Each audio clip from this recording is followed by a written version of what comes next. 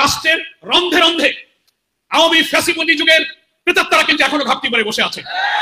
তারা শিক্ষায়, অর্থনীতিতে, জুডিশিয়ারিতে, অ্যাডমিনিস্ট্রেশনে সেখানে বসে তারা আবার সেই আওয়ামী ফ্যাসিবাদী যুগে এই দেশকে নিয়ে যাওয়ার জন্য তারা চক্রান্ত করছে। আমরা আজকের এই সম্মেলন থেকে প্রধান উপদেষ্টাকে বলবো, প্রত্যেকটি মন্ত্রণালয়ের দায়িত্বে যে উপদেষ্টারা আছেন আপনারা শনাক্ত করুন, সার্চ করুন গুরুত্বপূর্ণ কি পয়েন্ট আপনারা কাদেরকে বসিয়েছেন। সেখানে বসে এখনো তারা কিন্তু আমাদের আদর্শ মূল্যবোধের বিরুদ্ধে ষড়যন্ত্র করছে। সদ্য খবর বেরিয়েছে বাংলাদেশ শিল্পকলা একাডেমিতে মহাপরিচালক হিসেবে সৈয়দ জামিল আহমেদকে নিয়োগ দেওয়া হয়েছে। তিনি এসেই বলতেছেন যে 24 সালে এসে মেয়েদের বোরকা পরার দরকার কি। আমরা অবিলম্বে শিল্পকলা একাডেমির মহাপরিচালকের অপসারণ চাই। কেন এই কথা সে বললো, সংশ্লিষ্ট উপদেষ্টাকে এটা বিচার করার জন্য আমরা আজকের সম্মেলন থেকে দাবি তুলছি। তেমনি প্রশাসনে, জুডিশিয়ারিতে যারা ঘাপটি মেরে তাদের চাহিদা এখনো পূরণ করতে চায়, এদেরকে শনাক্ত করতে হবে, চিনতে হবে। তা না হলে আবার প্রয়োজনে এই দামাল ছাত্র সভা আবার।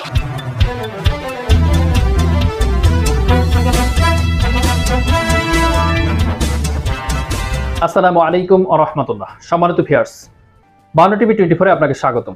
প্রিয় দর্শক শ্রোতা, আপনাদেরকে জানাচ্ছি আজকের গুরুত্বপূর্ণ একটি ভিডিও। অনেকগুলো ভিডিও আপনারা দেখেছেন একে একে পরে।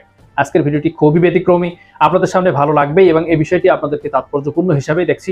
আপনারা পরিপূর্ণ ভিডিওটি দেখে মন্তব্য করবেন এবং আপনারা সহযোগিতা করবেন, আমাদের চ্যানেলটি সাবস্ক্রাইব করবেন। রাষ্ট্রের রন্ধে রন্ধে আওয়ামী ফ্যাসিবাদী যুগের প্রেতাত্মারা কিন্তু এখনো ঘাপটি মেরে বসে আছে।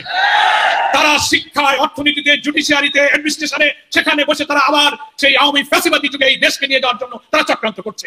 আমরা আজকের এই সম্মেলন থেকে প্রধান উপদেষ্টাকে বলবো, প্রত্যেকটি মন্ত্রণালয়ের দায়িত্বে যে উপদেষ্টারা আছেন আপনারা শনাক্ত করুন, সার্চ করুন গুরুত্বপূর্ণ কি পয়েন্ট আপনারা কাদেরকে বসিয়েছেন। সেখানে বসে এখনো তারা কিন্তু আমাদের আদর্শ মূল্যবোধের বিরুদ্ধে ষড়যন্ত্র করছে। সদ্য খবর বেরিয়েছে বাংলাদেশ শিল্পকলা একাডেমিতে মহাপরিচালক হিসেবে সৈয়দ জামিল আহমেদকে নিয়োগ দেওয়া হয়েছে। তিনি এসেই বলতেছেন যে 24 সালে এসে মেয়েদের বোরকা পরার দরকার কি। আমরা অবিলম্বে শিল্পকলা একাডেমির মহাপরিচালকের অপসারণ চাই। কেন এই কথা সে বললো, সংশ্লিষ্ট উপদেষ্টাকে এটা বিচার করার জন্য আমরা আজকের সম্মেলন থেকে দাবি তুলছি। তেমনি প্রশাসনে, জুডিশিয়ারিতে যারা ঘাপটি মেরে তাদের চাহিদা এখনো পূরণ করতে চায়, এদেরকে শনাক্ত করতে হবে, চিনতে হবে। তা না হলে আবার প্রয়োজনে এই দামাল ছাত্র সভা আবার রাজপথে নেমে এটাকে প্রতিহত করবে। ইঞ্জিনিয়ার্স ইনস্টিটিউশনের আজকের এই মিলনায়তনে উপস্থিত আমার প্রিয় ভাই ও বোনেরা, মহান আল্লাহ তাআলার কাছে এটা আমাদের প্রাণ ভরে শুকর আদায় করার বিষয়।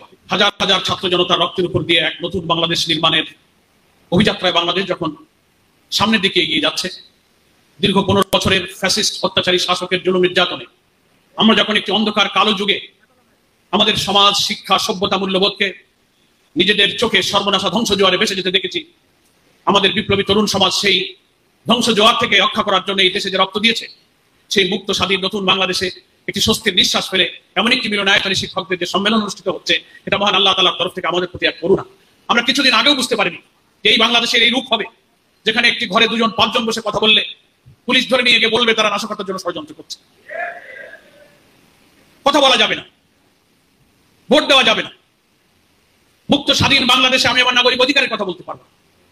নিরপরাধ মানুষদেরকে হত্যা করে, গুম করে, লক্ষ লক্ষ রাজনৈতিক নেতা কর্মীদেরকে কারাগারে রুদ্ধ করে, মিথ্যা মামলায় সাজা দিয়ে, রিমান্ডে নিয়ে, নির্যাতন করে, ফাঁসি দিয়ে, আমাদের তরুণ ছাত্র সমাজের ছাত্র জীবন, লেখাপড়া, ক্যারিয়ারকে ধ্বংস করে দিয়ে একটা কালো যুগ আমাদের উপরে চেপে বসেছিল। জাতি আমরা অনেকে নিরাশ হয়ে, হতাশ হয়ে বলতাম, আমাদের এই কালো যুগের কি কখনো অবসান হবে না? অনেকে বলতেই স্বৈরাচারী শেখ হাসিনা বোধহয় মৃত্যু ছাড়া বোধহয় আমাদের দেশ ছেড়ে যাবে না, এমন হতাশ হয়ে জাতি চলে গিয়েছিল। বারবার রাজনৈতিক দলের আন্দোলন ব্যর্থ হচ্ছিল, কিন্তু আমাদের তরুণ সংগ্রামী দামাল ছাত্র সমাজ হাজারো ছাত্রের রক্তের আস্পদ ঢেলে দিয়ে তারা এই ত্যাগ এবং কোরবানির বিনিময়ে আমাদের 15 বছরের দীর্ঘ আন্দোলনকে একটা সফলতার মঞ্জিলে তারা পৌঁছে দিয়েছে। এটা মহান আল্লাহর এক শুকরিয়া এবং আলহামদুলিল্লাহ। সেই কারণে আজকে বাংলাদেশ এই আদর্শ শিক্ষক ফেডারেশনের সম্মেলন এই মিলনায়তনে অনুষ্ঠিত পাচ্ছে, সেজন্য আমরা আল্লাহর কাছে শুকরিয়া আদায় করছি। আমি এই আদর্শ শিক্ষক ফেডারেশনের শিক্ষক এবং শিক্ষা নিয়ে যে আন্দোলন, এই সংগঠনটি প্রতিষ্ঠা এবং সূচনা এর একটু ছোট্ট ইতিহাসের দিকে আপনি আজকের এই সম্মেলনে সম্মানিত শিক্ষক এবং শিক্ষক নেতৃবৃন্দের দৃষ্টি আকর্ষণ করতে চাই। আমার আগে যারা আলোচনা করেছেন জাতির সমস্যা সংকট নিয়ে, শিক্ষার সমস্যা নিয়ে, জাতির মূল্যবোধ কিভাবে ধ্বংস হয়েছে তাও তুলে ধরেছেন। অনেক দাবি দাওয়া এখানে উপস্থাপিত হয়েছে। আমি মনে করি যে শিক্ষক ফেডারেশনটা অনেকগুলো শিক্ষক সংগঠনের একটা গার্ডিয়ান অর্গানাইজেশন।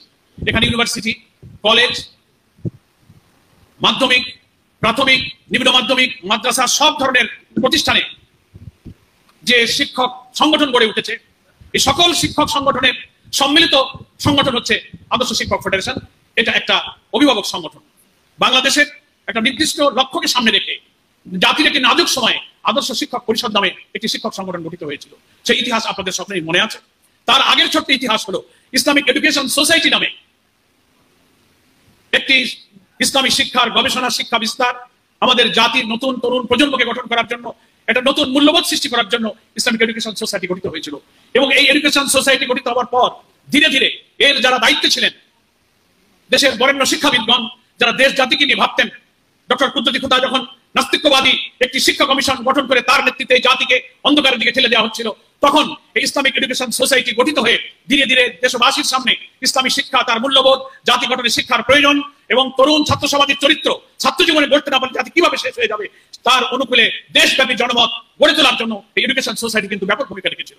অনেক শিক্ষা প্রতিষ্ঠান গড়ে উঠেছিল, কিন্ডারগার্টেন গড়ে উঠেছিল, প্রাথমিক লেভেলে অনেক ইসলামী শিক্ষার মডেল তৈরি করার জন্য গবেষণা করে ইসলামিক এডুকেশন সোসাইটি এই প্রতিষ্ঠান গড়ে তুলেছিল। তারপর ধীরে ধীরে এই এডুকেশন সোসাইটির একটা আন্দোলনের রূপান্তর হলো কিন্তু আদর্শ শিক্ষক পরিষদ। তারপরে সেই শিক্ষক পরিষদ থেকে সিদ্ধান্ত হলো যে আমরা বিশ্ববিদ্যালয়ের শিক্ষকদের, কলেজ শিক্ষকদের, প্রাইভেট ইউনিভার্সিটিতে, আমরা স্কুলে, প্রাইমারি স্কুলে, মাদ্রাসায়, প্রত্যেকটি জায়গায় জায়গায় শিক্ষক সংগঠন গড়ে তোলা হলো। তারপর সেই সকল সংগঠনকে, শিক্ষক পেশার সংগঠনকে কারা গার্জিয়ানশিপ দেবেন, কারা গাইড দেবেন, তখনই এটাকে ফেডারেশন নামে, একটা সকল শিক্ষকদের ফেডারেশন নামে রূপান্তরিত করা হলো। এখন কথা হচ্ছে যে বাংলাদেশে আরো অনেক শিক্ষক সংগঠন আছে, ফেডারেশন আছে। সাধারণত দেখা যায়, প্রচলিত অর্থের আওয়াজ হয়েছে যে সকল শিক্ষক অথবা পেশাজীবী সংগঠনগুলোর নেচারই হলো যে তারা সেই পেশার দাবি দেওয়া, আমাদের বেতন বৃদ্ধি, আমাদের ইনক্রিমেন্ট, আমাদের চাকরি, আমাদের পদায়ন, আমাদের সুযোগ সুবিধা ইত্যাদি নিয়ে প্রধানত পেশাজীবী সংগঠনগুলো কিন্তু তারা বক্তব্য রাখেন, দাবি দেওয়া পেশ করেন। পেশাজীবী সংগঠনগুলোর এটাই কিন্তু সবচেয়ে বড় নেচার হয়ে দাঁড়িয়েছে। কিন্তু তার থেকে এই আদর্শ শিক্ষক ফেডারেশনের একটি ব্যতিক্রমধর্মী বৈশিষ্ট্য রয়েছে। সেই বৈশিষ্ট্য হচ্ছে যে তারা শুধু নিজেদের দাবি দেওয়া নিয়ে চিন্তা করে না, নিজেদের রুজির সংগ্রামটাই ছিল তাদের মুখ্য বিষয় নয়, বরং এই দেশ, এই জাতি, এই সভ্যতা নতুন প্রজন্মকে একটি আদর্শিক জাতি হিসেবে নৈতিকতার চরিত্রের চরম উৎকর্ষতায় নিয়ে কি করে আমাদের সৃষ্টির লক্ষ্যকে আমরা পূরণ করতে পারি, সেই আদর্শ লক্ষ্যেই শিক্ষক সমাজকে সংগঠিত করা এবং জাতির সামনে সেই অবদান রাখা, এটাও কিন্তু এই আদর্শ শিক্ষক ফেডারেশনের একটি লক্ষ্য। সেই লক্ষ্যে আজকের এই শিক্ষক সম্মেলনে সম্মানিত শিক্ষক নেতৃবৃন্দ, অনেক গবেষক, অনেক স্কলার, অনেক শিক্ষক নেতৃবৃন্দ কিন্তু খুব গুরুত্বপূর্ণ আলোচনা করেছেন। আমাদের মনে রাখতে হবে যে আমাদের এই শিক্ষা ব্যবস্থাকে যতই আমরা দাবি দাওয়া করি, এই যে একটা কথা আছে যে সর্বাঙ্গে ঘা মলম দিব কোথা। জাতি এতকাল এক এক সময় এক এক অপশাসন, স্বৈর শাসন, সেকুলার এবং নাস্তিক্যবাদী শাসকদের হাতে পড়ে আমাদের শিক্ষা ব্যবস্থা কিন্তু তছনছ হয়ে গেছে। ফলে আমরা আজকে এই দাবি করতে চাই, ওই দাবি করতে চাই, এটা করতে হবে, কিন্তু আসলে কোনো জায়গায় একটা জায়গায় মেরামত করে এই জাতির আসল আশা কিন্তু পূর্ণ হবে না। কারণ আমাদের বর্তমান যে শিক্ষা ব্যবস্থা আমাদের দেশে চলছে, এক এক সময় এক এক সরকার আসেন, নতুন করে দর্শন দেন, শিক্ষা কমিশন গঠন করেন।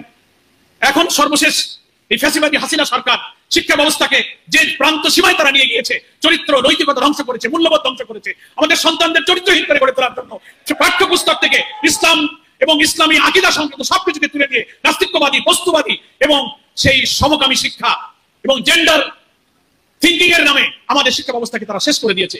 এবং যে কারণে আজকে বিশ্ববিদ্যালয়ের বড় বড় প্রফেসর থেকে শুরু করে প্রাইমারি স্কুলের টিচার পর্যন্ত জনগণের নৈতিকতা, ছাত্রদের নৈতিকতার কথা কি বলবো, শিক্ষকদের নিজেদের নৈতিকতা তারাই ধ্বংসের পন্থসীমায় নিয়ে চলে গিয়েছে। ফলে আমাদের এই জোড়া তালি দেওয়া শিক্ষা ব্যবস্থা দিয়ে যতই আমরা এটাকে মেরামত করতে চেষ্টা করি, আমাদের জাতির সেই আশা আকাঙ্ক্ষা, আমাদের নতুন বাংলাদেশ যেটা স্বপ্ন আমরা দেখছি, আমাদের সোনার ছেলের রক্ত দিয়ে যে নতুন বাংলাদেশ গড়ার জন্য, নতুন দেশ বিনির্মাণের জন্য আমাদেরকে রক্তের ঋণ দিয়ে গেল, সেই ঋণ কিন্তু শোধ করা যাবে না। সেজন্য আমরা মনে করি যে মনে রাখতে হবে এই শিক্ষা ব্যবস্থা কোথা থেকে আসলো। ব্রিটিশ ভারত তারা যে শিক্ষা ব্যবস্থা রচনা করেছিল, তাদের শিক্ষার উদ্দেশ্য জাতি গঠন, দেশ গঠন, চরিত্র গঠন, এই উদ্দেশ্য তাদের ছিল না। তারা মনে করেছিল শতাব্দীর পর শতাব্দী আমাদেরকে তারা শাসন করবে, সেজন্য শিক্ষা ব্যবস্থাকে একটা কেরানি তৈরি করার শিক্ষা পাঠ্যপুস্তকে, কারিকুলামে, সিলেবাসে এমন ভাবে তারা সাজিয়েছিল যে এক ঝাঁক কেরানি তৈরি হবে এবং সেখানে একমুখী সমস্ত কিছুর মূল্যবোধ, সংখ্যাগরিষ্ঠ মানুষের আকীদা, ইসলামী মূল্যবোধকে তার মধ্যে ধারণ না করে তারা জাতিকে বিভক্ত করে ডিভাইড এন্ড রুল পলিসির মধ্য দিয়ে শিক্ষা ব্যবস্থাকেও তারা বিভক্ত করে ফেললো। একদিকে মাদ্রাসা শিক্ষার নামে সীমিত হবে, যেখানে আধুনিকতা, জ্ঞান, বিজ্ঞান, প্রযুক্তির কোনো চিহ্ন থাকলো না, নির্দিষ্ট কিছু ইসলামের নামে বিকৃত চিন্তা দিয়ে একটা শিক্ষা দাঁড় করানো হলো, বলা হলো এটা হলো একটা মাদ্রাসা শিক্ষা। আবার আধুনিক শিক্ষা নামে এমন একটা কিছু করা হলো যেখানে জ্ঞান বিজ্ঞানের কথা বলা হলো ঠিকই, কিন্তু প্রকৃত শিক্ষা সেখানে হলো না, চরিত্র নৈতিকতার কোনো স্পর্শ সে আধুনিক শিক্ষায় থাকলো না। একদিকে সৃষ্টি হলো মিস্টার, একদিকে সৃষ্টি হলো মৌলবী, জাতি দুই ভাগে বিভক্ত হয়ে গেল। একই পরিবারে, একই সমাজে দেশ, জাতি, দর্শন সম্পর্কে মারাত্মক চিন্তার বিভক্তি সৃষ্টি করে ব্রিটিশ এখানে আমাদেরকে দীর্ঘকালের শাসনের স্বপ্ন তারা দেখেছিল। কিন্তু আমাদের শহীদ আব্দুল মালেক শিক্ষার এই বৈষম্য, জাতিকে বিভক্ত করার এই ষড়যন্ত্র সম্পর্কে তিনি বলেছিলেন, আমাদের শিক্ষা হবে একমুখী শিক্ষা। আমরা মুসলিম, আমাদের জাতিসত্তা, আমাদের ঈমান, আমাদের মূল্যবোধ নিয়ে আমরা তো ডাক্তার হব, ইঞ্জিনিয়ার হব, বিজ্ঞানী হব, আমরা কবি হব, সাহিত্যিক হব, আমরা আলেম হব, যা কিছুই হব, প্রত্যেক প্রত্যেকের মধ্যে ইসলামের মূল্যবোধের বেসিক চিন্তা থাকবে। ডাক্তার হবে মুসলিম ডাক্তার হবে, ইঞ্জিনিয়ার হবে মুসলিম ইঞ্জিনিয়ার হবে, সাহিত্যিক অধ্যাপক হবে তারা মুসলিম সাহিত্যিক কবি অধ্যাপক হবে, যার বেসিক একটা পর্যায় পর্যন্ত ইসলামের বেসিক জ্ঞান থাকবে। তারপরে জ্ঞান বিজ্ঞান শিক্ষার সকল শাখায় সে বিশেষত্ব সে অর্জন করবে। কিন্তু শিক্ষাকে এইভাবে পৃথক করে আমাদের জাতিকে দৃষ্টিভঙ্গিকে পৃথক করে বলা হয়েছে।